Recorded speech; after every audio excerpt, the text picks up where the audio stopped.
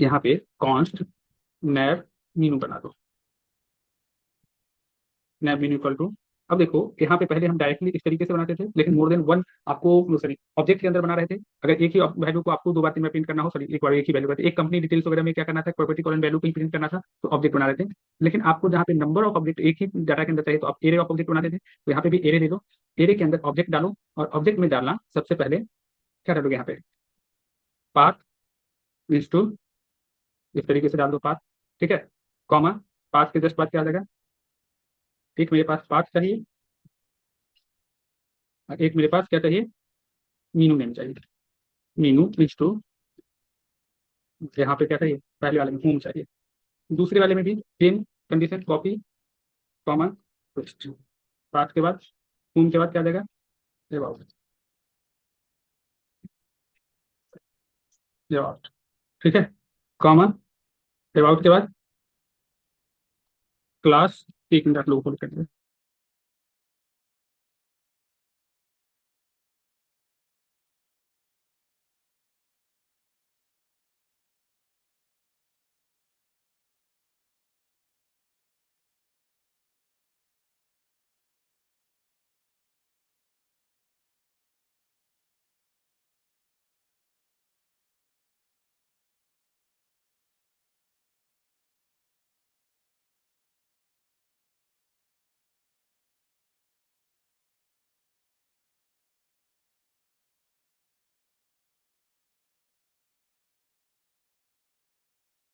चलिए। तो इस मीनू को बनाने के लिए नेक्स्ट मीनू क्या है, आप लोगों को भी यही तरीका अपनाना है, क्लास टीचर ब्लॉक कंटेंट। तो पाथ यहाँ पे क्या होगा, क्लास, इसके अलावा class teacher block content,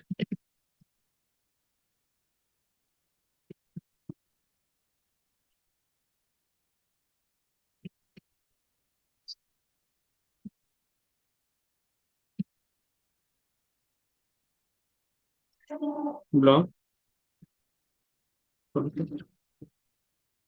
content. ठीक है, अब आपको क्या करना है, यहाँ पे नैब मेनू वगैरह सब कुछ सही है, ये सब डाटा किसके अंदर है, नैब मेनू के अंदर है। आप सिंपल काम करो, यहाँ पे जावास्क्रिप्ट को इनेबल करना, जेएस को। ठीक है, कर्ली ब्रैकेट स्टार्ट करना, नैब मीनू, जो यहाँ इसका नाम दे रखे हो, नैब मीनू डॉट मैप फंक्शन को कॉल करना। मैप के अंदर क्या बता रखे हैं, कॉल बैक फंक्शन डालना है आप लोगों को, इसमें दो पैरामीटर सेट कर देना है, आइटम कॉमा इंडेक्स के नाम से, call back function curly bracket. ठीक है, और क्या सेट करोगे यहाँ पे, ये पूरा का पूरा मीनू पास कर दो, एक ही मीनू, कंट्रोल सी करो, कंट्रोल डी कर दीजिए यहाँ पे, और इस सबको कमेंट कर दीजिए। तो क्या हुआ, केवल होम टैब बना हुआ आपको पांच बार यहाँ, क्या हो गया। वैसे यहाँ पे रिटर्न तो करना पड़ेगा पहले, कंट्रोल एक्स करो, return curly bracket, control D. ठीक है, होम होम होम लिखा हुआ पांच बार आ गया, हमको होम होम पांच बार तो नहीं थे, इससे पहले हम इस चीज को क्या बताया था आप लोगों को, कि यहाँ अलग से एक सेपरेट जो है इसके बाहर के एक इंटरनल कंपोनेंट बना लो वहाँ पे। तो इंटरनल कंपोनेंट तब बनाना जब यहाँ पे इस तरह का नंबर ऑफ कोड जो है ना, नंबर ऑफ लाइन ज्यादा हो जाएंगे कोड के, तो इंटरनल कंपोनेंट बनाना। अदरवाइज इंटरनल कंपोनेंट बनाने की कोई जरूरत नहीं है। आप डायरेक्टली यहाँ पे लिंक टू के अंदर क्या करोगे, किसको कॉल करोगे, लिंक टू के अंदर यहाँ पे डाल देना,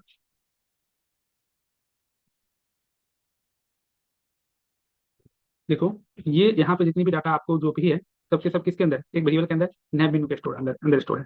अब नैब मेनू में जितनी भी डाटा आ रहा था, वो नैब मेनू के अंदर, वो नैब मेनू अपना सारा डाटा किसको सेट कर रहा है, आइटम, जो फर्स्ट पैरामीटर होगा ना उसके अंदर सारा डाटा, देखो ना, पाथ इंस्टू स्ट्रिंग, मीनू इंस्टू स्ट्रिंग, यानी कि अपना सारा डाटा किसको उसको कर रहा है, सेंड कर रहा है ये। देखो इंडेक्स जो है सो केवल डिक्लेयर है, कहीं पे यूज नहीं किया गया, इंडेक्स जो है तो एक ID number, unique ID provide करेगा, लेकिन आइटम के अंदर नैब मेनू में जो भी डेटा रखा हुआ सबके सब किसके अंदर चला गया, आइटम के अंदर आ गया। तो आपको बस आइटम डॉट पाथ को कॉल कर देना, इस सबके लिए पाथ डिफाइन हो गया। आई इज नॉट डिक्लेयर कहाँ है, और यहाँ पे डाल देना होम की जगह पे आइटम डॉट मीनू। चलिए आ गया, home about class teacher block contact. अब जिसको क्लिक करोगे उसके रिलेटेड पेज देखो, यहाँ पे चेंज हो रहा है। तो यहाँ पे क्या हो रहा है मेरे पास, यहाँ पे कोड तो बच रहे हैं, बहुत कम कोड लिखना पड़ा है। अब इसको हम डिलीट भी कर दे, क्या अब इसका हमें कोई जरूरत है, एवरीवन, इस तरीके से। अब मीनू हमें यहाँ पे बढ़ाना हो या घटाना हो, दो मीनू हमें नहीं चाहिए, दोनों को क्या करेंगे, कमेंट कर देंगे, या नहीं हटा दिए, सॉरी किसी भी तरीके से दो मीनू हम यहाँ पे डिलीट कर देते हैं, कमेंट कर देते हैं। देखो जितने हमें जरूरत है बस उतने ही, कुछ भी अगर बढ़ाना भी हो तो हम क्या करेंगे, बस इसी को कॉपी पेस्ट कर देंगे, कंट्रोल डी,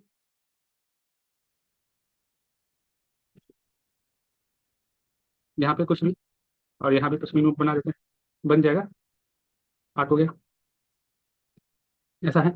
अच्छा, जब अगर हमें कोई मीनू ना ओपन हो, जैसे इसका तो कोई मीनू है ही नहीं, यहाँ पे कोई आया और कोई कुछ भी नेविगेशन डाल दिया, एंटर कर दिया, अगर इस तरीके से पेज ना ओपन हो तो हमें क्या दिखना चाहिए, यहाँ पे 404 नॉट फाउंड का पेज दिखना चाहिए। तो इसके लिए क्या करोगे, 404 नॉट फाउंड अगर दिखाना चाहते हो तो जहाँ पे ये राउट बनाए हो ना, इसी राउट में कंट्रोल डी करना, एक स्टार अलाइन को लगा दी, स्टार मतलब यूनिवर्सल को, फिर अगर कोई भी मीनू नहीं मिल रहा तो यहाँ पे कंपोनेंट आना चाहिए, क्या लिखा होना चाहिए, 404 या 404 क्लिक टाइप कर देना, नॉट, ठीक है। अब देखो कुछ भी, जितना हम मीनू वगैरह पेज वगैरह दे रखे हैं वो सब मिलेगा तो ठीक है, लेकिन अगर कोई ऐसा मीनू आ गया इसके बाद कुछ ऐसा लोकेशन टाइप कर देता है, देखो ना कोई भी चीज कोई भी वेबसाइट वगैरह पे कुछ भी सर्च कर रहे होते हैं, लेकिन कई बार हो जाता है कि कुछ ऐसा लोकेशन आपको से बाद में टाइप हो जाता है जो उसके पास रहता ही नहीं, तो दे देता है ना 404 नॉट फाउंड का, तो वो इसी तरीके से बना रहता है रिएक्ट के अंदर। समझ रहे हो चीजों को, यहाँ देख लो कितने अच्छे से मीनू बन गया। लेकिन इसमें भी एक प्रॉब्लम, एक तो 404 आप बनाना सीख लिए, आप इसे 404 लिखो या 404 लिखो, वही चीजें एक ही चीजें हैं, ये तो बनाना सीखे।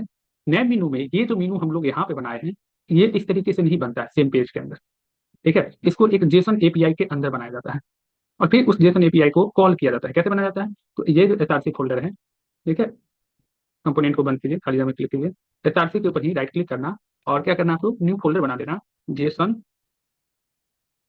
जैसे एपीआई,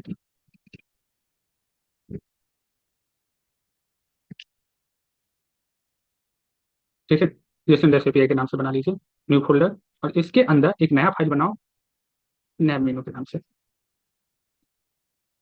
ठीक है।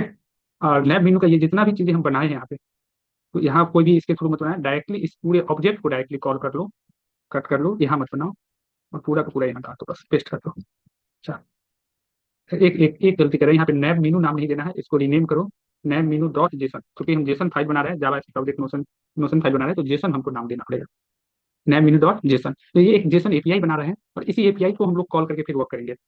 तो अब जेसन जब एपीआई बनाना, एक नॉर्मली कभी कई बार इंटरव्यू में पूछ देगा, जेसन फाइल और नॉर्मल जावास्क्रिप्ट के अंदर जो ऑब्जेक्ट बनाते हैं उसमें क्या अंतर होता है, तो नॉर्मल जावास्क्रिप्ट के ऑब्जेक्ट के अंदर प्रॉपर्टी और वैल्यू जो होता है उसमें डबल इन्वर्टेड कमा केवल वैल्यू में लगता है, प्रॉपर्टी में लेकर नहीं लग रहा है, केवल वैल्यू में लग रहा है, जबकि यहाँ पे क्या होगा कि डबल इन्वर्टेड कमा हमको सारे प्रॉपर्टी के अंदर भी देना पड़ेगा, अगर डॉट जेसन फाइल बना रहे हो तो, केवल जेएस फाइल रहता तो कोई प्रॉब्लम नहीं है, लेकिन डॉट जेसन फाइल बना रहे हैं तो ये हमको पूरा डालना पड़ेगा। समझ रहे हो मेरी बात को आप लोग,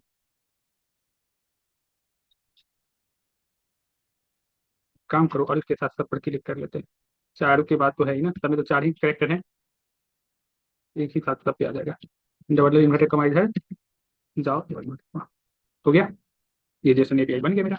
अब भी यहाँ पे क्या रहा है कि नैब इज नॉट फाउंड, तो अब देखो यहाँ पे आ जाओ, और यहाँ पे लिखना, ये खुद का आप क्या किया एक जेसन एपीआई बनाया, इसको भी हमको इंपोर्ट करना पड़ेगा, यहाँ पे टाइप करो इंपोर्ट नैब मीनू, ऐसे ही टाइप करें नैब मीनू फ्रॉम, इस तरीके से dot dot slash, header footer नहीं, फिर dot dot slash Jason API, क्योंकि हम जिस फोल्डर में वर्क कर रहे हैं वो फोल्डर क्या है, एसआरसी के अंदर। अब जैसे नहीं भी है, फोटो के टाइम पे ऐसा मत सोचना, जिस समय पिक्चर हम ऐड कर रहे हैं तो उस समय आपको क्या सोचना है कि directly index dot HTML set में करें, लेकिन अभी हमको क्या सोचना है कि अभी हम लोग किस जगह पे हैं, एसआरसी के अंदर, मेरा जिस फाइल पे हम वर्क कर रहे हैं वो फाइल कहाँ पे, नैब मेनू के अंदर, तो हमको नैब मेनू से क्या करना है, एक फोल्डर बाहर निकालना है, तो हम लोग कंपोनेंट्स पे आए तो डबल डॉट देना पड़ेगा, एक फोल्डर बाहर निकालना होता है तो क्या होता है डबल डॉट, अब कंपोनेंट से भी बाहर निकल के जाना होगा कहाँ पे हमको, एसआरसी के अंदर, तो फिर क्या करना पड़ेगा, स्लैश करके डबल डॉट देंगे तो अब एसआरसी के अंदर आ गया। अब फिर वहीं पे एसआरसी के अंदर क्या मिला हमको, जेसन एपीआई नाम का फोल्डर मिल गया, इसको सिलेक्ट करेंगे तो यहाँ पे नैब मेनू डॉट जेसन नाम का फाइल मिल गया, तो वहाँ जो डाटा देख रहे हैं ना, पहले यहाँ पे नैब मेनू इक्वल टू सारा डाटा जो बनाए थे वो सारा डाटा कहाँ से आ गया, यहाँ पे, यहाँ जो डाटा लिखा गया यहाँ पे सब जेसन एपीआई के रूप में आ गया, नैब मेनू के ऊपर स्टोर हो गया इस वेरिएबल के अंदर, इसके अंदर का ये सारा डाटा इसी फॉर्मेट में, जिस फॉर्मेट में यहाँ लिखा हुआ है सेम फॉर्मेट में नैब मेनू के ऊपर में क्या हो गया, स्टोर हो गया है। समझ रहे हो चीजों को, अब इसी नैब मेनू को हम फिर से क्या किए, इसके ऊपर मैप चला दिए आइटम करके, आइटम डॉट पाथ, और ये चीजें, अब देखो ये जैसे था वैसे ही वर्क कर गया, क्या हो गया इसको, हाँ, अब देखो इसको कोई प्रॉब्लम नहीं होगा, चीजें नॉर्मली एकदम बहुत अच्छे से रिफ्रेश कर लो, ठीक है। तो अब यहाँ पे हमको नंबर ऑफ लाइंस बढ़ाने से अच्छा है कि कभी भी इस तरह की एपीआई बनाना हो, कंपनी डिटेल से रिलेटेड एपीआई बनाना हो, तो सबको एक जेसन एपीआई बनाओ और वहाँ पे इसी तरीके से कंपनी डिटेल्स के लिए कंपनी डिटेल्स डॉट जेसन नाम से फाइल बनाने का। जैसे अभी नैब मीनू बनाना था तो नैब मीनू डॉट जेसन नाम से फाइल बना लिए, अब फिर उसको कॉल कर लिए। अब हमको जब भी मीनू यहाँ पे इंक्रीज करना हो या डिक्रीज करना हो, हम सिंपली यहाँ पे कंट्रोल सी करेंगे, कॉमा, कंट्रोल भी कर देंगे, पाथ, यहाँ पे मान लो कि हम एक शॉप का भी मीनू बना देते हैं। ठीक है, तो ऐसे तो पी शॉप नाम से पाथ रख देते हैं और यहाँ पे शॉप को डिफाइन कर देते हैं। डिफाइन यहाँ करेंगे, एक अलग पेज है मेरे पास, पेज यहाँ बन रहा है, लेकिन हम शॉप को तो कहीं से कनेक्ट कर नहीं रहे, इसलिए इसके लिए 404 का पेज ओपन हो रहा है। तो फिर यहाँ पे ऐप डॉट में जाओगे और आउट को क्या करोगे, कंट्रोल क्लिक करोगे और यहाँ पर शॉप नाम से पेज बना दोगे और यहाँ पे शॉप पेज रख देना। देखो यहाँ पे, यहाँ तक किसी को कोई प्रॉब्लम, चीजें समझ में आ रहा है ना, बहुत अच्छे से मजेदार तरीके से एवरीवन।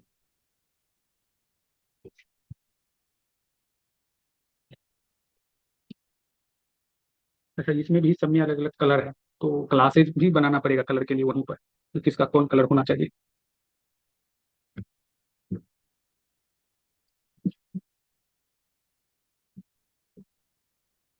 अच्छा, एक और चीज है, कभी भी ये सारी चीजें तो मेरा रन कर रहा है, चल रहा है, लेकिन जब इसको इंस्पेक्ट करोगे ना तो एक एरर आ रहा होगा मेरे पेज पर कंसोल डॉट लॉग के अंदर। ठीक है, क्या कर रहा है कि एक child in list should have a unique, list के अंदर जितना भी चाइल्ड है ना वो सबके पास एक यूनिक की होना चाहिए। ठीक है, तो एक यूनिक की कहाँ से आएगा, तो ये जो इंडेक्स डाले हो ना, इस इंडेक्स को कुछ मत करना, ये जो लिंक टैग है इसमें एक एक्स्ट्रा प्रॉपर्टी यूज कर दो की नाम से ही, और इसका वैल्यू डाल देना इंडेक्स। तो सेकंड वाला क्या होता है, यूनिक की अपने पास आता है, क्या यूनिक की है ये खुद जनरेट करेगा, उससे हमें मतलब नहीं है। फर्स्ट वाले में क्या होता है कि यहाँ जो डेटा रहता है वो सब के सब कहाँ आइटम के अंदर स्टोर हो जाता है। सेकंड वाला क्या करता है, यूनिक की को अपने साथ स्टोर करके चल रहा है, तो वो उस यूनिक की को क्या रखना है, की नाम की प्रॉपर्टी के अंदर सेट करते हैं। देखो यहाँ पे एक बार को रिफ्रेश कर, आया, नहीं ना, हाँ अब ये लोगों को खोज रहा है, लोगो 192.png वाली चीजों को खोज रहा है, डाउनलोड एरिया सर, तो ये आपको नहीं मिल रहा हो लोगो 192, और कहीं से लोगो 192 कनेक्ट किया गया हो इसलिए खोज रहा है। जहाँ से कनेक्ट किया गया वहां से हम लोग हटा देते हैं लोगो 192 को। लोगो 192 तो कहीं से कनेक्ट है भी नहीं, तो क्यों खोज रहा है।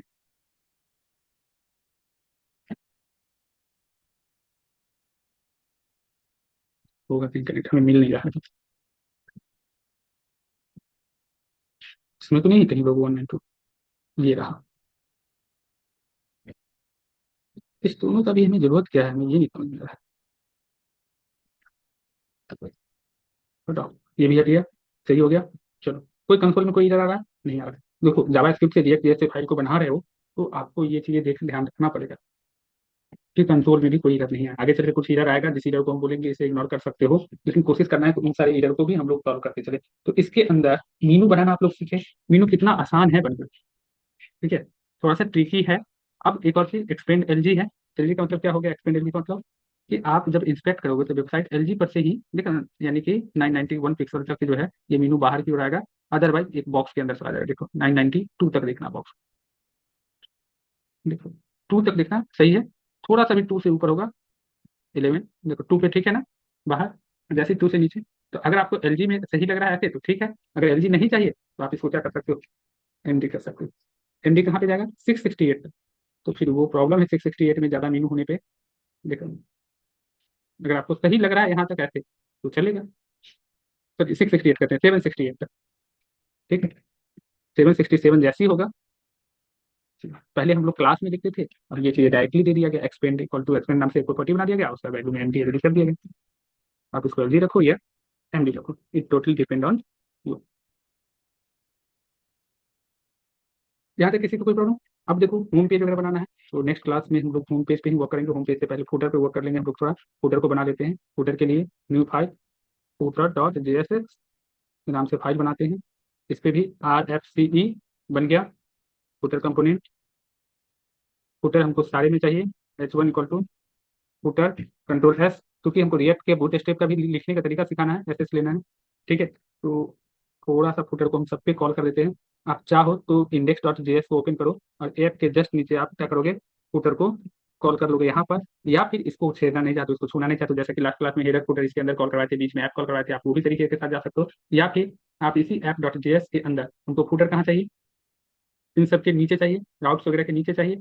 तो राउटर के जस्ट बाद, जहाँ पे राउटर इंड हो रहा है, राउटर के जस्ट बाद, राउटर क्या करोगे, राउटर रहने तो राउटर के जस्ट नीचे, राउटर के जस्ट बाद, राउटर से जस्ट ऊपर यहाँ पर फुटर को कॉल करो।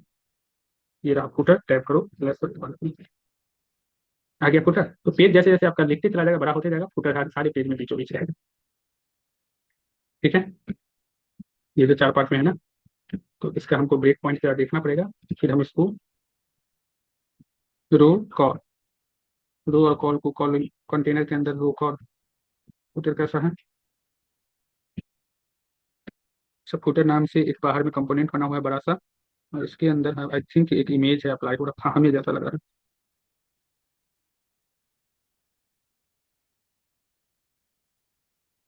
फुटर के ऊपर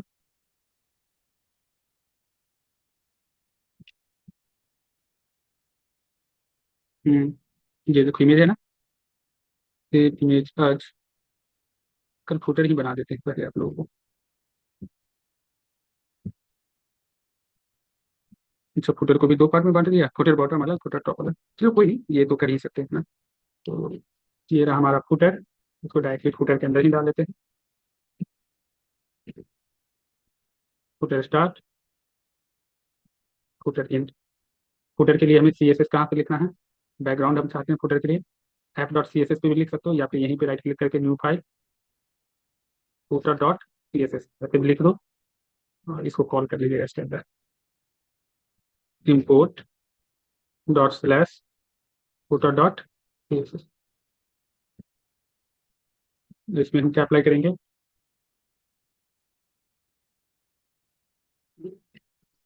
फुटर के ऊपर विड्थ तो 100% रहेगा ही, हाइट 500 पिक्सल, बैकग्राउंड क्या हो जाएगा, U R L equal to dot dot slash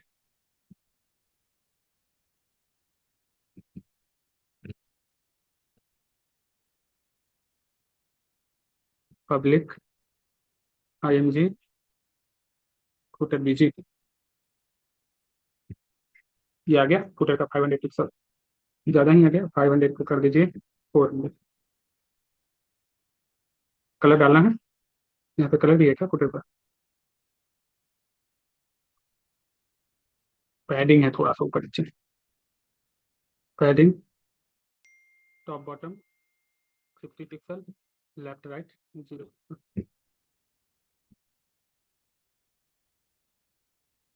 आ गया फुटर जहाँ बन रहा है, इसको इसके अंदर एक कंटेनर अप्लाई करो, कंटेनर रिएक्ट बूट स्टेप पर क्लिक करेंगे ऑटोमेटिकली आ गया।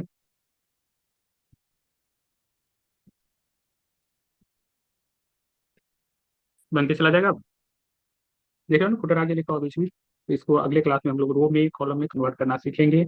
इसके अंदर रो, देखो ना टैब दबा रहे हैं तो रो भी आ जा रहा है, रो को बंद कर देना है, रो के अंदर जितना कॉल बांटना है कॉल नाम से,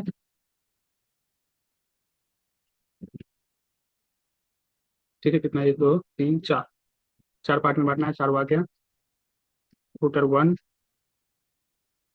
footer two, footer three, footer four, बनता चला जा रहा है मेरा फुटर।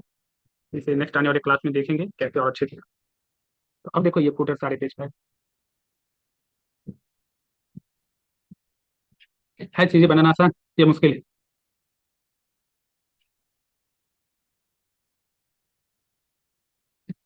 चलो जिनको स्क्रीनशॉट लेना है ले सकते हैं, यहाँ से ऐप डॉट सी एस से स्क्रीनशॉट लेना स्टार्ट कीजिए, हम रिकॉर्डिंग को आप ऑफ करते हैं।